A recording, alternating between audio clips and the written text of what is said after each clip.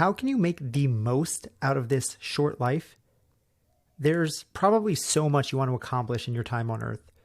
Personal, professional, relational success, improving your body, having better health. And when it comes to making all of these positive changes, it can often feel like you're just too busy. And you might find yourself saying, I'll get to that later when I have more time. Well, today, my guest is here to remind you that life is too short to put off the things that matter. The big changes in life, like the habits and routines that will improve your health, wealth, relationships, and your happiness, cannot be put off. Scott White, also known as the Life is Too Short guy, is on a mission to make the world a happier place, one smile at a time.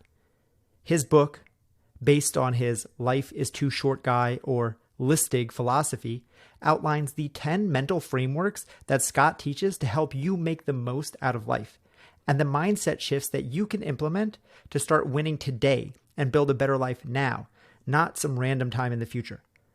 Scott is a speaker, an author, a husband, a father, and he has created the life of his dreams, and he's here to show you how you can too. On this episode, we discuss the power of positivity. We discuss how what's on your nightstand each morning can change the course of your entire day, and Scott's 10 life is too short principles that are meant to help make you living your happy, fulfilled life even easier. And you might be surprised to hear why Scott says that finding and following your passion is actually horrible advice and what you should be doing instead. So make sure you stay till the end of the episode. And with that, please enjoy my conversation with Scott White, the Life is Too Short guy.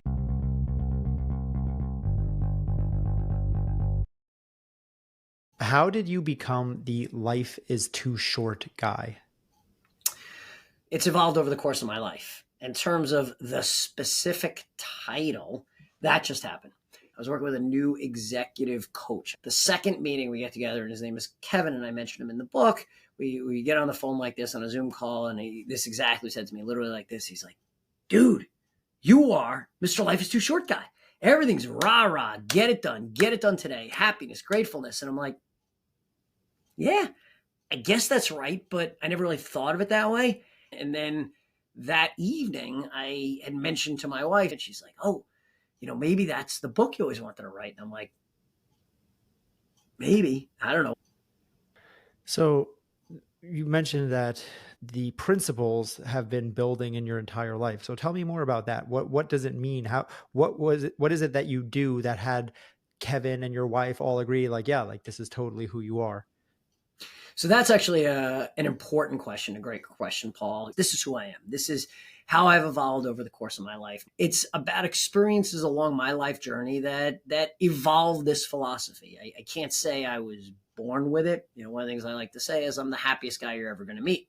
And I often get the question, were you always that way? And the answer is no.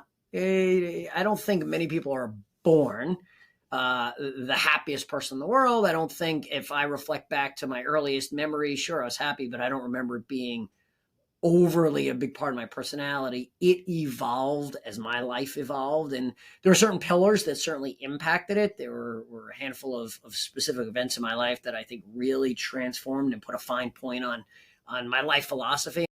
Hey, real quick, we'll be back to the show in just a few seconds. But right now, I have to ask you for a huge favor. If you're getting value out of this episode so far, take 2 seconds and share it with a friend. I mean, right now, literally, hit the little share button and send it in a text to your roommate or your cousin or your mom or your brother or your sister. Seriously, spread the love. If you like what you're hearing, then that's the best way that you can show support for this show. Because maybe you're like Eliza Kay, who said, this podcast is both warm and inviting, but real enough to push and motivate me. Or you're like Dalton, who said, Paul is an amazing host, and his podcast is a must listen. Don't you want to share this awesomeness with your friends and family? Don't be a gatekeeper. It only takes a second. It helps me grow and reach a new audience, and you seem like a genius friend who recommends new, awesome podcasts. We all win. All right, go send that text, and now let's get back to the show. So gratitude, happiness, positivity are things that everyone would theoretically want. No one is out here saying, I need to be less grateful, I need to be less positive, I need to be less happy. These are the things that every self-help book, every podcast, every TikTok, every YouTube, every speaker has been talking about and will continue to talk about forever, because these are the conundrums of the human experience. When you were younger, maybe elementary, high school, college age, like, were there any one or two events that really changed the way you look at things, or a time where you saw, like, ever since that one moment, I was always like this? So I don't think it's one. I think it's evolutionary, but there are 4 big moments in my life that had meaningful impacts. About when I was 10 years old. So when I was 10 years old, I was doing some work around the house with my dad. He was very handy, and he cut himself. We were cutting some paneling. He slipped, he sliced his finger, and it wasn't horrible, but it was, you probably should get that looked at. So he went to the hospital. I went to sleep, and in the middle of the night, I remember it. My mom came into my room, and she wakes me up, and she's like, Dad had a heart attack in the hospital. I'm going over there now. And I very poignantly remember that moment when she came and woke me and told me Dad had a heart attack. But even more so, I remember over the ensuing couple of weeks, he was in the hospital for a week. Now, remember, this was the mid-1980s, and I wouldn't say a heart attack today is no big deal. It's not serious. It's very serious. But in 1984, it was a different level of seriousness. And he spent about a week in the hospital, as I recall. And then a few weeks later, he needed bypass surgery, triple bypass surgery. And he and my mom flew from New Jersey to Houston because there were very few doctors in the country that actually performed that surgery. And I can very specifically remember the moment. Now, remember, 1984, we didn't have cell phones. We didn't have texts. We didn't have real-time communication. I think they flew to Houston, and I don't think I spoke to him for a couple of days. And I remember being in my grandparents' house and the phone ringing and my grandmother answering it and then calling me in and handing me the receiver. And I remember hearing, Scott, it's Dad. And I just remember just bursting out in tears. The floodgates of emotion open up. As 10 years old, you don't really understand the implications, but something's not right. Something's scary here. Something's, is he going to live? That sort of thing. And there's no doubt that's the earliest memory I have of living in the moment, gratefulness, happiness, positivity, making your minutes count. And then I fast forward probably a while, and there were certainly events along the way, but the big events in my life, there's no doubt 9/11 was a big influencer in my life. I was living right across from the World Trade Center in downtown Manhattan. I was living in Hoboken. I took the ferry in that morning on Tuesday, September 11th. I got off in downtown Manhattan at the World Trade Center. I walked right by the World Trade Center. I went about a 7-8 minute walk north of the World Trade Center, went up to the 32nd floor of the building I was working in, got on a call and heard the first plane hit the building, and didn't really understand or know what it was. I didn't see it. I was on a call with, I think it was someone in Japan. And then I started seeing emergency vehicles coming down the West Side Highway. I said, I should probably go check this out. And I go to the south side of the building. I could see facing me the burning hole in the building, the smoke coming out. And as I'm standing there, I could see the plane come down the Hudson River, bank on its side, make a hard turn and crash straight into the World Trade Center. And I watched that explosion. I have distinct memories of leaving the building I was in, getting back across to New Jersey, trying to communicate with my wife. The cell service was tough. Watching as people came home that day covered in soot, waiting for people that never came home that day. I saw both buildings fall. There's no doubt that had a meaningful impact on me. I would tell you that the day before that, on September 10th, I was a junior investment banker on Wall Street that just wanted to work until I couldn't work anymore. 100 hours was no big deal. It was, very bravo. I am a banker and I'm going to work. And, I'm very fortunate in that I've been to this day. I'm very grateful with my high school sweetheart. We've been together for 33 years now. And, we were both on the same page. I was building a career on Wall Street, and family just wasn't that important then. And I'm not sure I'm proud to say that now, but I'm being very honest. That was September 10th. And 13 months later, we had our first child. So that had a pretty significant impact on me. And then, unfortunately, I've lost both of my parents at fairly young ages. My dad in his mid-60s, my mom at age 70, my dad about 15 years ago, my mom about 5 years ago. And you take the summation of the heart attack experience, the World Trade Center experience, and losing both your parents. I mean, those are monumental, life-altering experiences. And I think the four of those events are the pillars of the Life is Too Short guy. Well, one, thank you for sharing all that. The interesting thing to me is all of what you've said, well, specifically, okay, a heart attack, your parents dying, that is theoretically stuff that everyone will experience at some point in time, right? Everyone has parents, eventually they're going to die. The 9/11 was obviously a once in a lifetime horrible experience, but plenty of people experienced that as well, from the thousands who were in the area to the hundreds of thousands and millions who watched on TV that day. And everyone has different levels of trauma from that as well. And yet all of us go through similar experiences, and not everyone uses it as you did as an inflection point to go, all right, like this bad thing happened. Now okay, hold on. There's a different way to go about life. Like, you changed careers, you changed trajectories. A lot of people, things like that happen, and they use it for even more reason to dig in to the world is burning, everything is bad. So how do you think that you've made that transition, or why were you able to see something that is so objectively negative and use it as a positive impact in your life? Well, because, as I strongly believe, I said before, and I'll emphasize, I think it's been evolutionary. I don't think it was all of a sudden my dad had a heart attack and the next day I woke up a new person.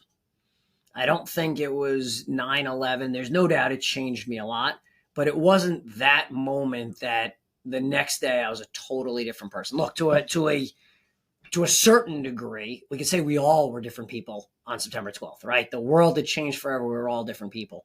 But as I think about the foundation of my life philosophy and how I go about it today, that was one major step, but one step along a lifetime in evolution. And the process isn't over yet. I like to encourage people to there are 10 principles associated with my life philosophy, and I talk about them in the book. And one of the principles is called learn, learn, learn. Every day is an opportunity to learn something new, to grow, to develop, to continue to, no matter where you are in your life. If you're in first grade or you're in your 90s, there's a chance to grow, to learn, to mature. It wasn't the events of 9/11 that made me exactly who I am today. That was part of the evolutionary process. I wonder if you could share a few more of your 10-step philosophy, because learn, learn, learn is a great one. And I'm wondering what else you have to share. Sure. I'll walk through each of the 10 principles somewhat rapidly. And if you want to slow me down, just slow me down. There's a whole book and I could talk for hours about it, but the 10 principles are as follows. And one of the beauties of the principles, before I even get into them, and it's something I'm so proud of, is they're really easy. And I say that and I pause there for emphasis because I want people to realize it and think about that. This is not some higher level, theoretical, academic, change your entire life. It's a new year. It's a new me. This is day-to-day blocking and tackling. This is day-to-day living in the moment. And when I go through the principles, sometimes the reaction I get, which I'm happy about, is, that's it? Really? I mean, that's it? That's the whole point. Because something you said before, which I want to circle back to before I get into the principles, is everybody wants to be happy. Everyone wants to be grateful. Everyone wants to be positive. So what's different, so on and so forth. I actually am not sure I agree with you. I think everyone says they want to be happy, but not everyone focuses on making that a priority. Not everyone takes some of these steps that I'm going to walk you through. Whereas when you get to the end of this, I want your listeners to say, you know what? This isn't that hard. You know what? I do want to be more happy. Here are some of the things I can do. So let's start rattling through them. The foundational principle, the opening chapter, I think the through line in the whole book is attitude is everything, the power of positivity. Attitude is everything, the power of positivity. And I don't do a lot of empirical data in the book by design. I don't want this to be a book that you fall asleep reading. I don't want this to be, getting lost in the statistics. This is like real world examples. But one of the studies that I refer to, and there's only a couple, is in this chapter, and it's attitude is everything, the power of positivity.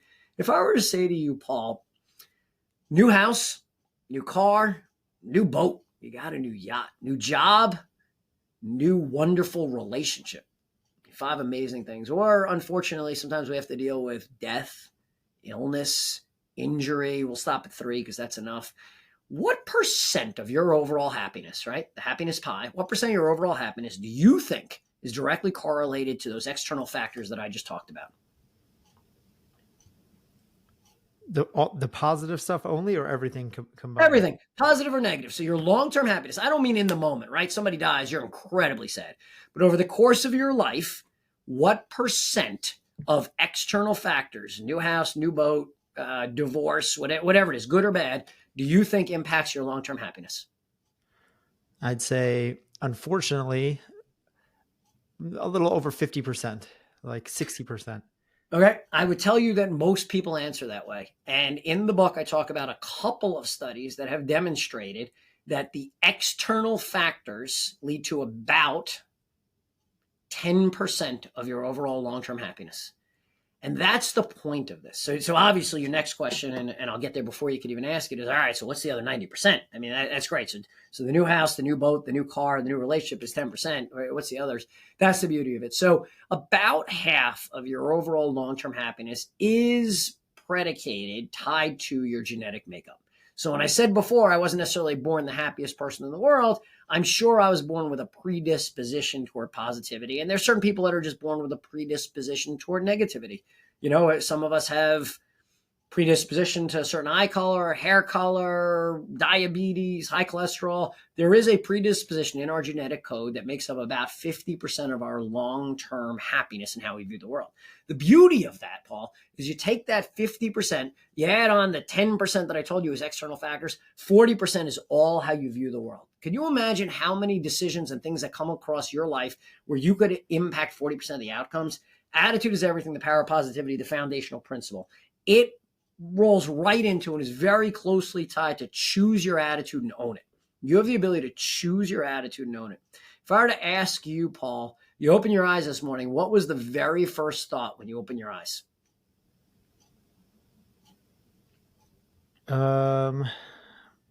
Probably, what do I have to do today? Okay. So you thought about it for a minute, and then it was, what do I have to do today? So I'll tell you, I ask this question all the time.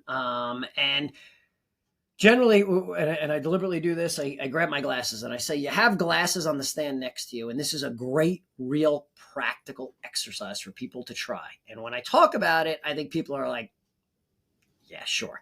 And I will tell you that after these shows, I often get emails, I often get texts about people that say, you know, I've been doing that. It's wonderful. So reach over to your stand in the morning and grab either your real glasses or just pretend glasses. Okay. And you have a chance to put on 3 different glasses every morning. You put on and by the way, most people do, put on what I call the blurry glasses.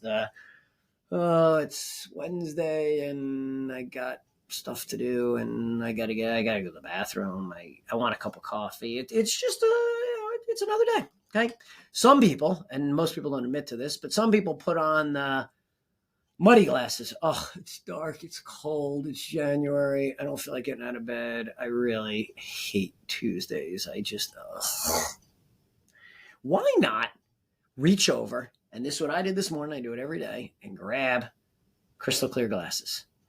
It's a new day, a new beginning, a new opportunity. I'm in bed next to the woman I love. One of my children is home from college this week, which is awesome. I have a chance to be on Paul's podcast today, which is fabulous. I have lunch with a friend I haven't seen in a while. That's great. I'm home this evening because I don't have anything going on, which is really fun. I'm now 7 seconds into the day, and I have proactively, because I deliberately do it, set out a positive tone for the day. Clearly, the day takes twists and turns. Okay. I get it. So you just rah, great day. So excited to get up. You step out of bed and you twist your ankle. I understand that. There's no guarantees, but as Henry Ford said, if you think you can and you think you can't, you're probably right. Why not set the tone? As I said, choose your attitude and own it to begin your day in the right trajectory. There's no guarantees, but instead of starting from a hole of, I don't want to get up. Life is miserable. Rah, it's a great day. It's beautiful. I am grateful and happy. I just rattled off 6 or 7 things that were truthful, by the way, not made up for the show. That's how I started the day because I knew what was going on. I was really jazzed and energized about it. And as you can tell based on this, I love doing this. I love telling people about this. So that's number 2. Number 3, little things make a big difference. Little things make a big difference. And here there's a whole bunch of sub things that are so easy and so transformative that if people just latch on, all right, give me some examples. You ready? Here comes the easiest one. Ready? Smile. Boom. It happens every time I say that and people smile. Don't you feel better than you did 4 seconds ago? Right? So what does that mean? That means when you wake up in the morning, smile. And when you go down for breakfast, smile. And when you get in your car, smile. And when you get to the office, smile. And when you answer the phone, smile. And go out of your way to create this exercise, this muscle memory of smiling more often. It takes so little energy. It changes your perspective. It creates, and I talk about this in the book, some chemicals in the brain that make you happier. And even more importantly, it creates a ripple effect. When you smiled, I felt better. When I smile, you'll feel better. Think about when you walk by somebody on the street and you smile or they smile back at you. Don't you feel like a little disarmed? You feel like this is a welcoming, warm person instead of the smile. Smile more often. Little things make a big difference. Celebrate more often. This is still part of little things make a big difference. We don't celebrate enough. And I talk about stories in the book of celebrations. I talk about things I've done with my family and other people that celebrate more often. Another little thing makes a big difference. Random acts of kindness. When was the last time you did something nice for someone randomly? It doesn't have to be earth moving. It doesn't have to change your life or their life. There's a study done. The New York Times published it early last year. I lose track of time, early in 23, that said that the recipient of a random act of kindness appreciated that act substantially more than the giver believed they would. Think about that. The recipient appreciated substantially more than the giver thought they would. That's pretty powerful. Random acts of kindness, smiling, celebrating. There's just a couple of examples. There are others built into little things make a big difference. That's number 3. Number 4 is minutes matter. This is not a book that tells you how to allocate your minutes. This is not a philosophy that makes judgments. You should spend more time with your family, less time at work. Maybe not. Maybe not. Here's what minutes matter is all about. I tell people, picture a barrel. For me, it's a wine barrel. For you and your listeners, it could be any kind of barrel you want. I have a mental image of a barrel. And in that barrel are little gold coins. And it's deliberately gold coins because this is precious. And those represent my remaining minutes. And this is how I think about my life and what I do every day. And when I'm doing something like talking to you, I'm reaching in the barrel and I'm grabbing out minutes. We're going to spend probably 60 gold coins together. And what I tell people to think about in this analogy, in this mental picture, is 2 things that are really important. 1, you have no idea how many gold coins are in that barrel. You have no idea. So treat each one precious because it's not an endless supply, which ties to number 2, which is equally important. We all have leaks in our barrel. We all have little minutes trickling out. And how often you get to the end of the day, the end of a week, the end of a month, and you're like, I got to-do lists and I'm racing around. I got so much to do and stop. Think about how you're using your minutes. I don't give you a guide for more minutes. I don't give you a guide for making a decision about how to use your minutes. I tell people, be thoughtful, be deliberate, and be proactive, and use your minutes to make yourself happy. This gets back to your point. Everyone wants to be happy, grateful, positive. Maybe. Or maybe they're running around and they got to show up at this and they got to make an appearance there and they got to call this person. They got to do this and they got to do that. And are you happy? No, but I got 76 things crossed off my list. Well, great. Use your minutes wisely. Minutes matter is number 4. Number 5 is funny things are everywhere. Laugh every day. Laugh often. Laugh at yourself. Laugh at the world around you. Don't take yourself too seriously, no matter who you are or where you are. I give examples in the book and I tell stories about laughing at my father's funeral. You want to talk about the last place you would expect to laugh? Every place presents an opportunity to laugh. And I tell stories. There's one compelling story in there about someone I went to high school with who had a young daughter diagnosed with cancer at age 3. She was technically a survivor because she died 5 years and 1 day after her diagnosis. So 5 years is the measure for survivorship of cancer. Unfortunately, she passed away at age 8, and he tells a story about how they used humor to bring the family closer together, to cope, to bond, to laugh every day. And I tell a bunch of funny stories in there. So that's 5. I'll pause there, Paul, and see if you have questions or see if you want me to go on to the other 5. Yeah, I mean, I'm loving this so far, honestly. It's, I mean, so just every one that you name so far of these five pieces are just like, yeah, like that, just that makes total sense. And you mentioned again, like, okay, maybe people want to be happy, maybe they don't, and like, but the words you use, deliberate, purposeful, preemptively, right? These things don't happen by accident.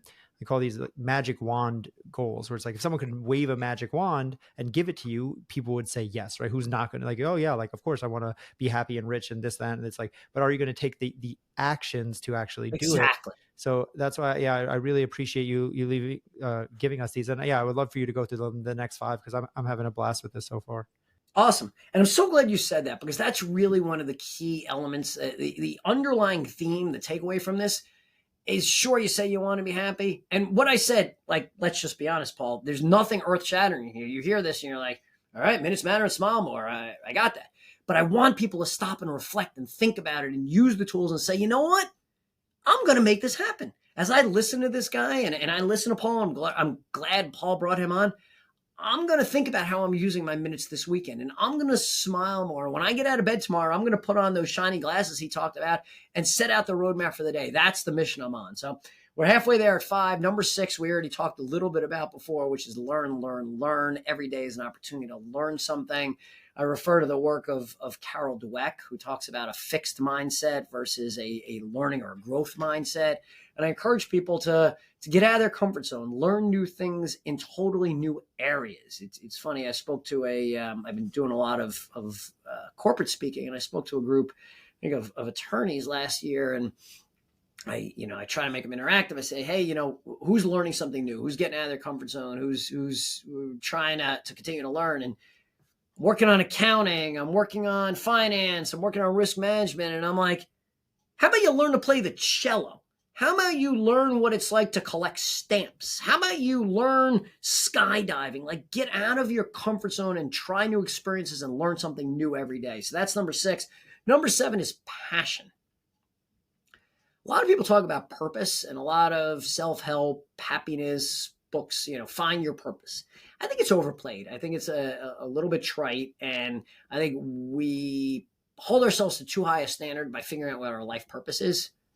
The heck with that. We have passions that we chase in our life. Figure out your passion and go all in on it, whatever it is. For me right now, it's this book. It's the ability to spread this love, this message, this life is too short.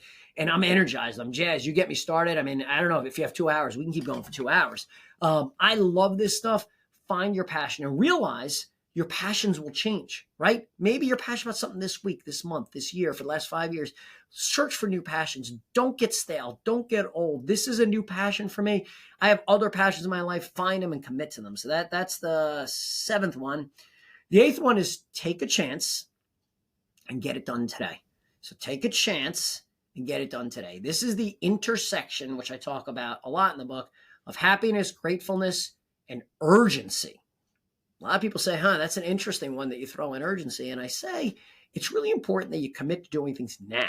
Tomorrow's not guaranteed, so take a chance and get it done today. And in this chapter, I talk about, there's a book published by an Australian palliative care nurse called The 5 Regrets of the Dying.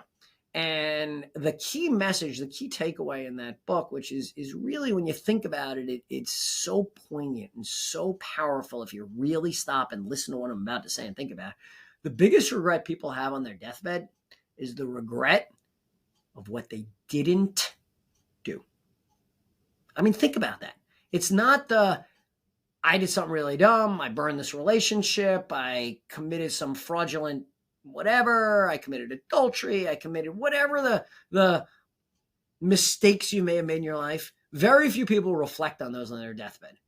Most reflect on, I always wanted to start a new business, develop a new relationship, travel to a place, build a hobby around X, Y, or Z, learn. So don't wait. That's my message. That's the ultimate message in this book is, here is your proverbial kick in the head as you listen to this, and don't wait for tomorrow. Take a chance, get it done today. So that's number 8. Number 9, can't make it alone. This one's pretty powerful when you think about what we all experienced during COVID. And here I talk about, again, I don't talk about a lot of research and studies, but I do talk about the Harvard study on what makes a good life. Are you familiar with this, Paul? Yeah, I am. But for listeners, I would love if you just gave a brief overview. Sure. It's, I think, one of the most powerful studies, one of the most powerful messages I've heard in the last decade, if not more. So the study started in the 1930s at Harvard with about 250 Harvard sophomores. And the original study director was set out to determine what makes a good life. And he committed to following these 250 Harvard sophomores for the rest of their lives. Regular physical exams, blood tests, EKGs, regular psychological assessments, questionnaires, surveys. Then in the 1940s, a group of about 450 inner city Boston area youth were added to the study. So you now have your quote unquote Harvard men, and it was all males. You add in your 450 some odd Boston area inner city youth, and you have a pool of 700-ish people that the Harvard study on what makes a good life has followed for the last 90 years, 85, 90 years. And, the original study participants, a lot are now deceased. You have their children, their grandchildren. Think about the amount of data that has been gathered, correlated, and analyzed on what makes a good life. And here's the punchline, which most people, I could summarize it in one sentence. And it is, I think, earth-shattering if you really listen to what I'm about to say. What makes a good life? What is the most powerful predictor of a good life? The power of social networks.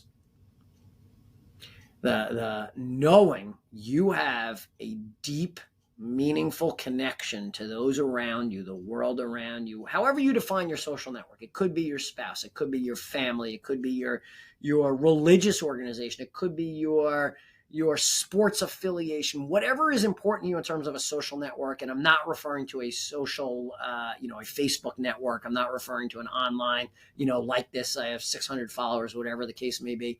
It's truly knowing you have people that are there for you, that share life's experiences with you, that'll be there for you when you need them. And one of the most poignant takeaways from this survey study that I love to talk about, especially given my age, is those that at age 50 self-identified as having the strongest social network at age 80, 30 years later, were physically the healthiest, mentally the healthiest in terms of dementia and other diseases, mental health diseases, and the happiest.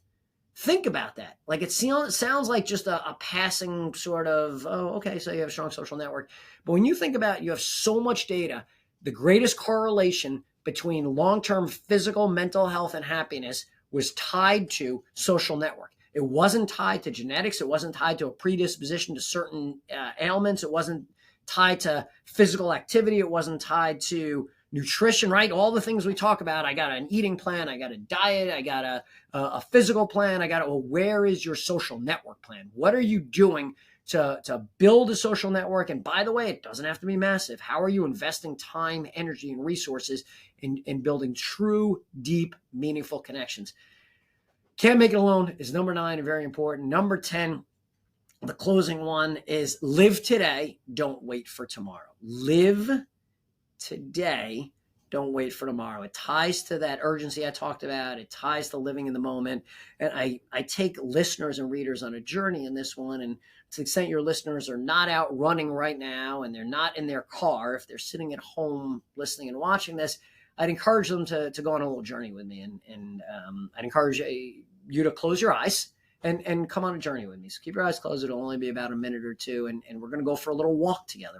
It's a beautiful spring day, probably May, regardless of where you are in the country. May is probably one of the nicest months. And it's a warm day. Let's call it 75-ish degrees. And you can hear the birds whistling. You can feel the warmth of the sun on your cheeks and just below your eyes. And you can smell the fresh cut grass. And you could feel the grass on your ankles as you're walking through the field, and you see off in the distance something coming out of the ground a few feet, and you walk and you get a little bit closer, and now you're looking down, and it's a piece of granite, and on that piece of granite on the top line is your name.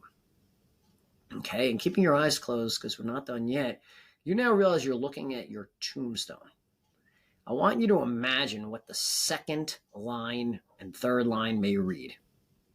You probably have 3, 4, maybe 5 words to define your life for eternity. How do you want to be remembered for the rest of your life? Think about the second and third lines on your tombstone. And if you want now, open your eyes, and I want you to take this to the next step, which you're not going to be able to do while you're listening to this, but it's certainly a wonderful activity to do this evening as you're falling asleep or you're sitting at the dinner table with your family and you're thinking about it. So you've just thought about 3 or 4 words for your tombstone. I now want you to think about 3 or 4 themes for your eulogy. So now these are the people that have known you, your family, your friends, people that have loved you, that have been around you for many years, and they're at your funeral. And what are those 3 or 4 themes you want to be remembered for by the people that were closest to you? And now I'm going to ask you to do one more exercise. This is a great exercise. I'd really encourage people to write this down. Write 3 or 4 sentences for your obituary. This is the people that have never met you, the people that never will meet you, people that have never known you.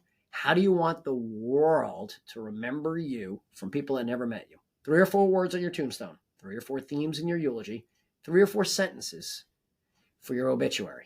And when you have that all written down, take a break, go back and look at it and think about, is that the life you're living today? Are you being true and honest? Are you living today and not waiting for tomorrow? And if not, today's the day to make the change. There are the 10 principles of the Life is Too Short guy, or what I like to refer to as Litzig. Amazing, Scott. And you're right. We could talk about this for 2 hours because I could sit and have you do a deep dive on each one of those, so many different pieces of what you said. But for now, I'll just tell people to go and pick up your book because I'm sure you dive much deeper into everything. And I love that exercise you just took us through. It's so powerful. I talk about a lot on this book, on this show. My favorite book, Stephen Covey, The 7 Habits of Highly Effective People. And it's a very famous one, but one of the habits is start with the end in mind. That might be habit number 1. Start with the end in mind. What is more the end in mind than your eulogy, your tombstone, thinking about how you want to be remembered or how you want your life to look. And then you reverse engineer it, exactly like you said. Am I living in accordance? If this is how I want to be remembered, am I living my life in such a way that will be the case? So I think and I've done this exercise myself in the past. I've literally sat and written this out. So I have heard of this before, and it's a really powerful tool. So I appreciate you offering that. And I really just want to touch on the Harvard study you were mentioning for a second, because I like that you mentioned that it's not about having the most social connections, because I think people can almost hear this sometimes and be like, well, I don't have a lot of friends, or I have a small family. And it's like, it's much more about the connectedness, as you said, and the depth of the connections. And the Harvard study is a super famous one, but then there's also a book and now a Netflix documentary about what they call the blue zones. And the blue zones are the places in the world where people live to be the longest, and not just live the longest, but live the longest with the highest quality of life. And there's in Japan and California and Italy and a few other places in the world. And what do they all have in common? And they found the same thing, that the people who live the longest, most fulfilled life, some of them smoke cigarettes, some don't, some drink alcohol, some eat meat, some are vegetarians, but they all have a very connected family and social life. So we start to see a very clear picture of what does it take to live a good life. And as you said, all of these 10 tools, I don't know what you want to call them, or nothing is inherently complicated. And that's the point. And I love that you've kept it so simple and actionable and real for us. And that's always what I want people to take away from this. It's like, it doesn't have to be, as you said, some statistical this or that or the other thing. It's just like, smile more, put on your clean glasses, and a few of the other things you touched on. So again, I just really appreciate everything you've given us so far. And the last question I'm going to ask, Scott, is the same question I ask every guest. If you had one action step to leave listeners that they can take right now today, as soon as this episode ends, what would it be? Smile. It's so easy. Just smile. I love that. I love a real actionable step. That's it. You can do it right now. And that's the whole point, is keep it simple. Live a happier life by keeping it simple. Amazing. And I won't add anything to that because I don't need to. I have your links in the show notes for your book, your website. If people want to learn more about what you're doing, get in contact with you, where's the best place for them to connect with you online? Probably the website. I'd go to lifeistooshortguy.com. That's lifeistooshortguy.com. You can find all my social media information there. You could find links to purchase the book. You could find links to reach out to me if you're interested in learning more about my speaking. I've been speaking at schools and at corporations and at conferences and doing workshops. And I'm really on a mission to make the world happier, one smile at a time. Well, Scott, you made me smile today. So thank you so much for being here. I really enjoyed this, and I really appreciated this conversation.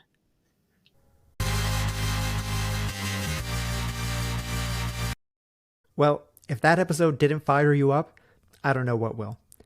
Now you can understand why life is too short not to be living your dreams and showing up as your best self every day.